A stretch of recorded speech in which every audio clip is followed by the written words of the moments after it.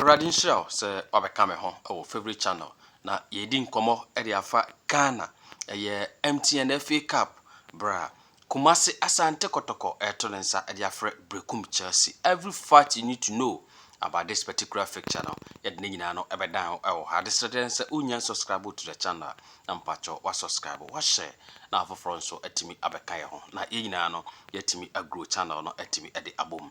Na eba who heard this particular fixture Kumasi Asante Kotoko Etonensa e de afre Brekum Chelsea for the 2024-2025 MTN FA Cup semi-final game a betimi akoso Takwa and Aboso a twanity akase TNA no stadium na eda Sunday 11th of May 2025 and omumie no betimi ehia etimi asia kan na mpacho washa na so sa ede amam na we piem e the 2024-2025 season of the Ghana football ya kan say MTN FA Cup no pacho shana so say the 44th edition since competition no etimi ehya in 1958 na washana so na obepiem this particular season patcho 110 teams and etimi ehya competition no ma yetimi ayiye bi afri mu ama enei abeka 4 teams te yebetimi ade dwumadie no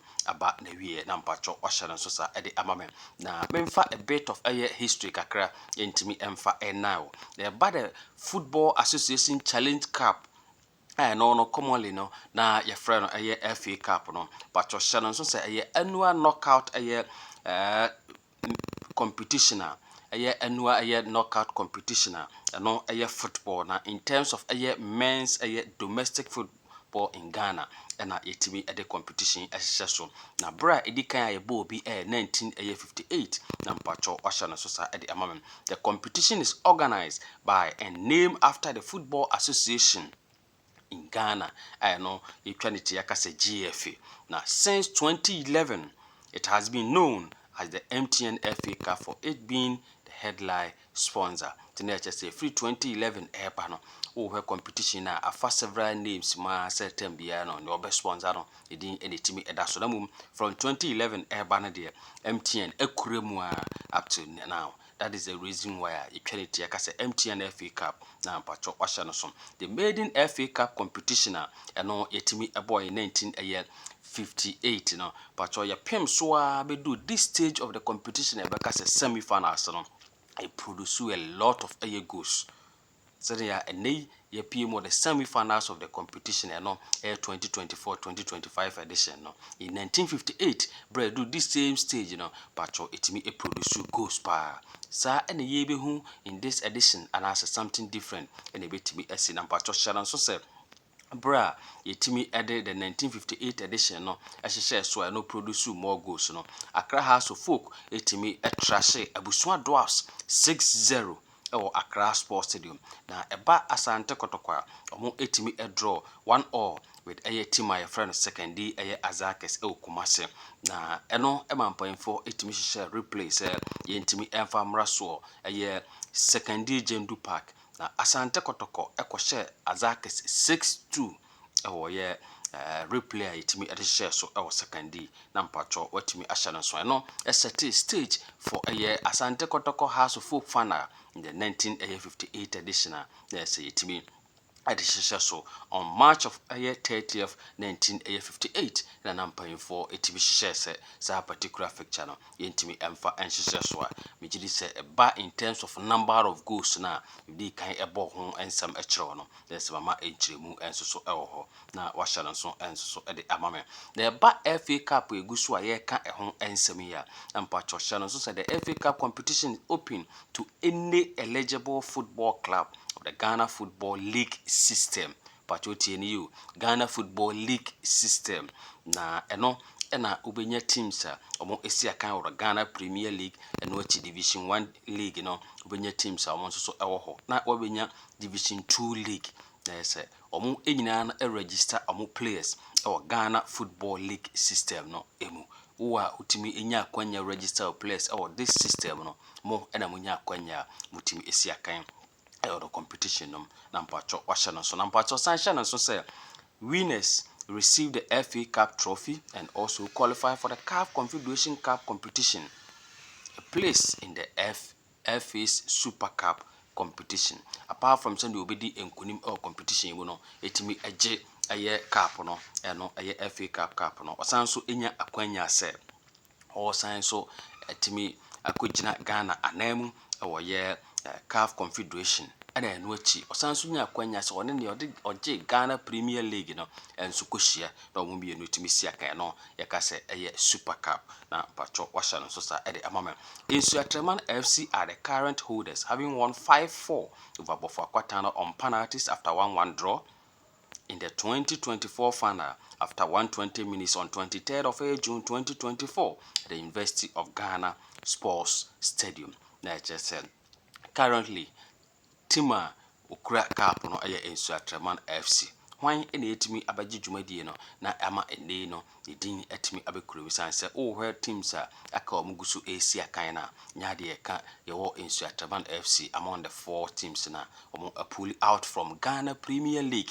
So why any betimi abaye new title holder, which is a way multi-million question mrepamu no ebenya answer at the end of the competition. National so say Accra House of Folk are the most successful club with 12 titles in this competition. A basse obi airing the FA Cup there. House of Folk in the Jinani Mema Suji Pa will take a commanding lead with Timmy at 12 titles in the FA Cup competition. And Pacho Shannon so said 18 different clubs have been champions in the 43 editions of the Ghana FA Cup competition, with 29 different clubs in the finals. Na ende washa no so sa enso so ede abamen. So me ma breakdown of teams etimi arena Ghana ye FA Cup no. Ede dodo a obi a etimi age. Accra House of Folk na mdi kan eka che so mo ene the most successful mo etimi age 12. Kumasi Asante Kotoko a omo da so competition no mo no etimi age 9. Accra Rare Republicans but omo etimi age 4. Accra Great Olympics age 3. Eno achi Kumasi Cornerstone age 2. Takwa Mediama FC patromo nso etimi abowura mo etimi age 2. Cape Coast Abusua Dwarfs age 1, Secondary 11 Wise age 1, Secondary Azakes age 1, eno achi upiem ewoye Nkoko Okwa United who voted omonso etimi age bi, eno achi Obuase Ashanti Gold mrebi atwam from Go Face no omonso etimi age 1, Tema Gapoha Graders enso etimi abowura age bi, Accra Grade Accra Nania FC patromo nso etimi ebowuram, New Edibiase United ena Bichim United, Dreams FC ena Insuatreman FC. We any teams so form etimi age competition no ebi. So apart from all 4 teams more qualified to this particular stage, apart from Kumasi Asante Kotoko wetimi age 9 times, the other 3 teams ni nyina no yadi obi a etimi age competition no ebi na mpacho washa no so sa enso so ede amame na eba in terms of say ye final say ye was semi final stage no na team no qualify ko pm of finals no. House of Folk are the club with the most appearances in the finals of the FA Cup. And omo etimi ameki 16 appearances at the final stage of the competition. Bra 1958, 1960, 1973, 1974, 1979, and which 1981, 1988, 89. Ashana so say in 1989, 1990. 1993, 94, 1994, 95, 1995, 96, and which 1999, the year 2000, 2017, Bromo etimi kolusutu, Asante Kotoko, or Tamale, the Aliu Mahama Sports Stadium 3-1 correct score. Then in 2020-21, Accra House of Folk etimi qualify kopie mo finals Bromo etimi AJ. Then in 2021-2022, omo esanso AJ ya na eso omo esanso e defender ya under coach Samuel Buadua enei ono ene coach Brekum Chelsea na mpacho washa no so we ene the 16 times Accra House of Folk etimi akopiem ye fana na upiem Kotoko about this particular stage on also that so ejinamuno pacho making 15 appearances at the finals of the FA Cup. Should they be able to win or qualify to the next stage of the competition? There's one bet me equal side your friend Accra House of Folk the 16 appearances were to me ayeno na pacho washa so say no ebe kwa akoye joint most teams omo etimi qualify the akopiem the FA Cup finals joint most appearances at the finals of the FA Cup. Nampacho Washington so sa amount. Memfa kotoko 15 appearances why or the final of the FA Cup no and now say ha isua de na Washington so in 1958 and which 1960 1961 62 in 1976 1978 1984 na anso 1984 85 1989 1990 and then which upiem 1997 98 the year 2001 2010 2011 2012 2013 2013 2014 and which 2015 and 2017 being the last time Asante Kotoko etimi qualify a PM or the FA Cup competition no fana na mpacho Washington so sa enso so e amamia na it's 8 good years ago and the bra etwato a Kotoko etimi qualify a PM or the FA Cup fana bro mo etimi achi omunuanom Accra House of Folk e so mo kamiensa mo mo tibu baako Sadiq Adams ejani mema so etimi make sure say wetimi abo hat-trick enso so e wo that particular day no Kotoko betimi a qualify na akopiem final of the FA Cup after 8 years muntimi nkopiem on that particular stage no me just way multi-million question yetimi abusa na Brekum Chelsea ebetrance amasa atimi asi anase Brekum Chelsea nso be take advantage na wetima make history for the first time ono nso ekopiem FA Cup final me just way pre enen krabia ene betimi akire enso so ho na mpacho Shannon so se only Asante Kotoko in 1958 and then 1960 and 2017. And then Accra Great Olympics in 1995 have beaten House of Folk in the FA Cup finals. Nti Ebase House of Folk APM or finals apart from Asante Kotoko I see on 3 occasions and Accra Great Olympics I see once no. So House of Folk nye PM or finals na enye so de Kotoko enebo na enye oni Great Olympics enebo there. Na Accra House of Folk chances of winning the competition no very high. Na eba Asante Kotoko ankasa bacho FA Cup no se dem di kan ka cho se waje 9 no mema breakdown of 9 Kotoko atibi agea nei any suade hunu nyina ne se obetimi ameki 10 na okrosu gaba between on a House of Folk the most successful when it comes to winning Ghana FA Cup win 12 times no na Washington so and 1958 the maiden edition of the competition no Kotoko editimi aje 1960 1976 1978 1984 in which 1997 98 the year 2001 2013 2014 and 2017 being the last time Kotoko etimi aje FA Cup no na Washington so na nei omo any team a friend Brekum Chelsea and Asia kan challenge so say Brekum Chelsea ebesu obron any ahafo region na BA United are the first team based in Bon ahafo region but omo etimi reach the finals of the FA Cup competition that was 1975 bra BA United etimi lose 1-0 to Accra Great Olympics na before kwata no enso kon ekodoi bro omo ebe the second team based in Bon any ahafo region but omo etimi reach the finals of the FA Cup in 1983 Bromo elusu to the same Accra Great Olympics 1-0 na Washington so sa ede abam then Beche United are the team and as the third team based in Bron and a half regional omo etimi reach the finals of the FA Cup competition in 2016 Bromo etimi edi enkunim 2-1 over Okwawu United so team aye Bechem United omo and a year the first Bron half base side omo etimi reche finals na omo sanso to aso aje dwumadi no esi omo nan so na mpacho Shannon so se na no omo the third team base in Bron half omo etimi could do that stage no and Beche United reached their second finals of the competition in 2022 when they lost 2-1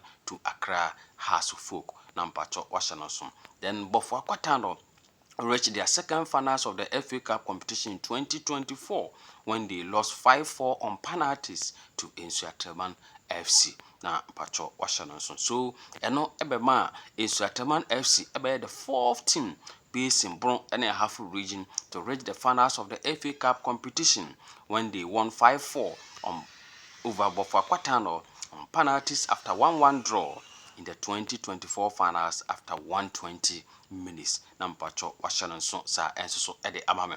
They say mama bro half base class ni nyina omotimo PM or the finals of the FA Cup no. We ha and you better boase the data we nyina adan enkakra esa. Na mpacho Shannon so say this fixture will be Brekum Chelsea's fourth semi-final in the FA Cup competition.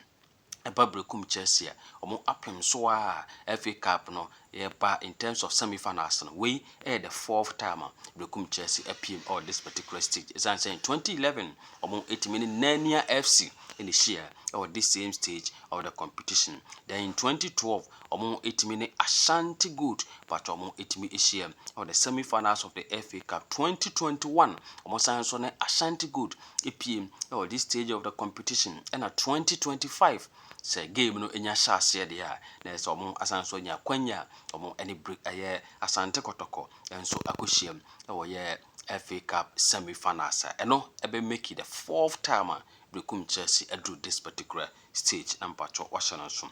Now, Memphis and now say Brekum Chelsea have lost all their previous 3 semi-finals in the FA Cup competition. Bromo etimi elusu to Nania FC in 2011, among elusu to Ashanti Gold on 2 occasions 2012-2021.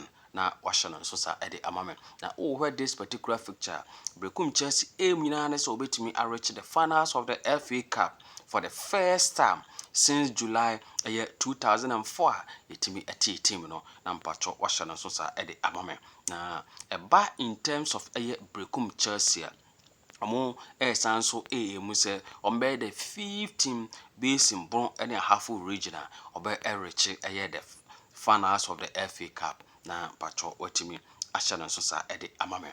Memfa in terms of the head to head of Asante Kotoko Brekum Chelsea entimi emfa now in all competitions I know competitive games no memfa no entimi now.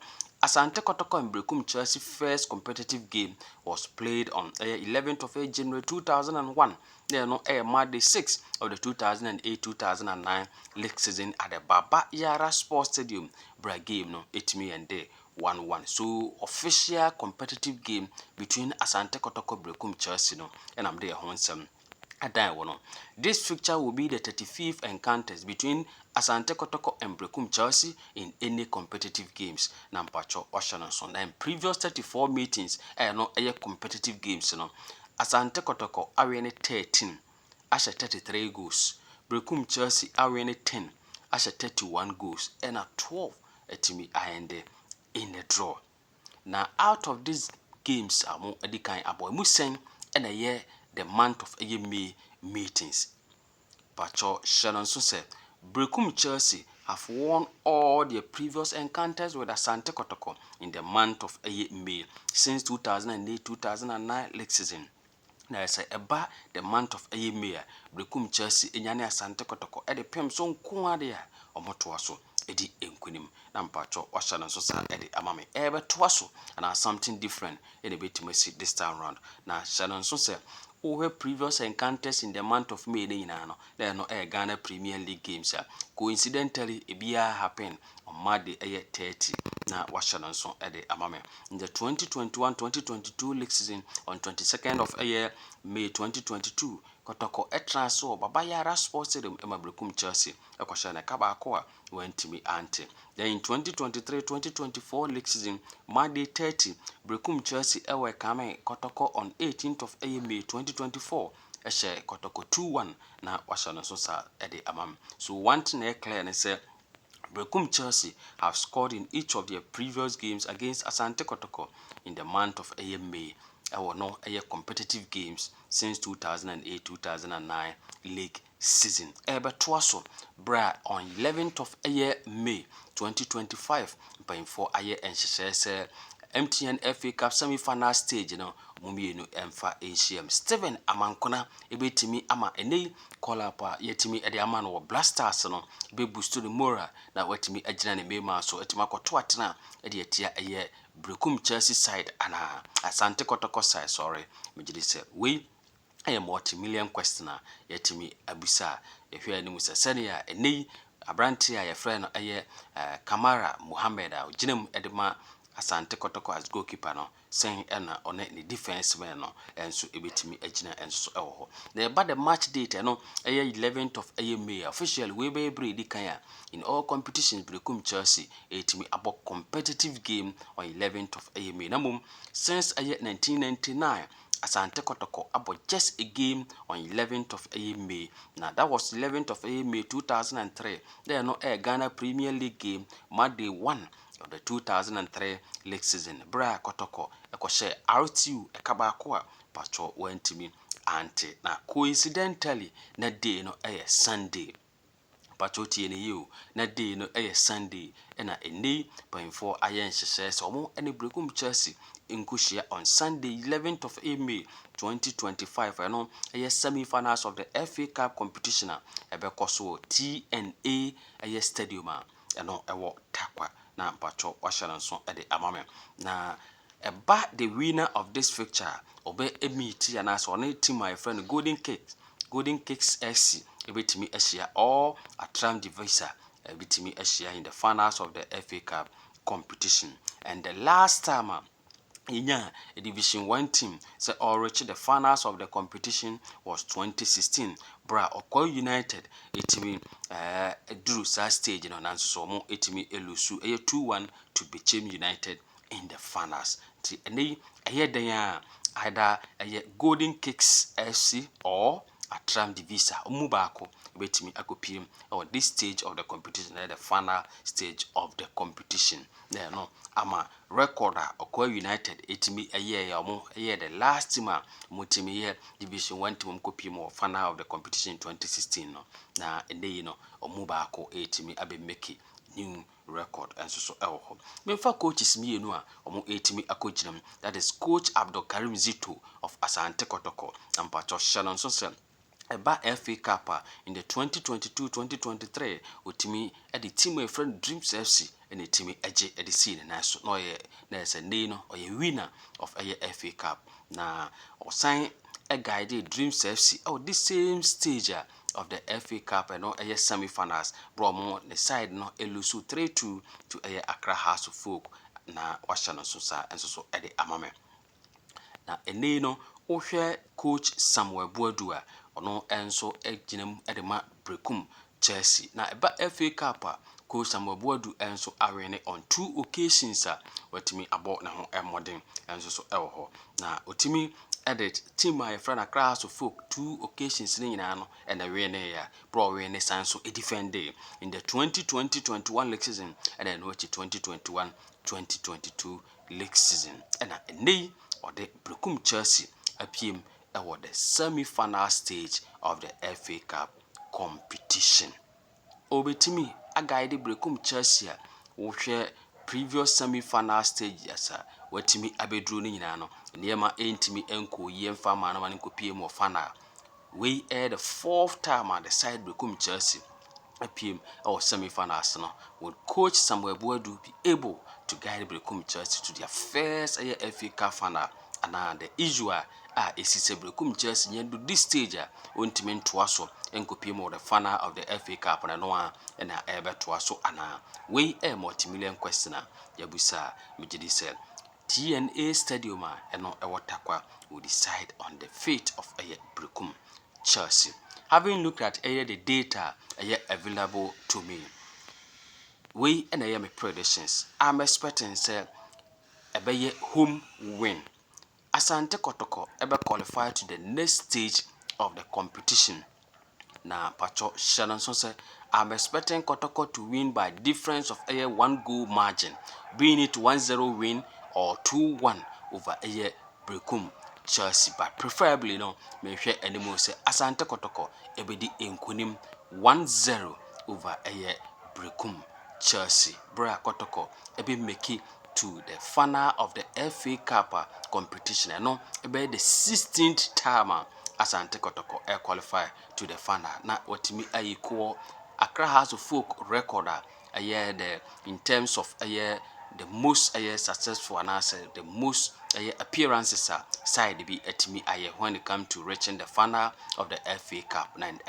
And so the consecutively and as a fourth time team ye friend no Brekum Chelsea enso etimi afeli say all reach the final of the FA Cup competition.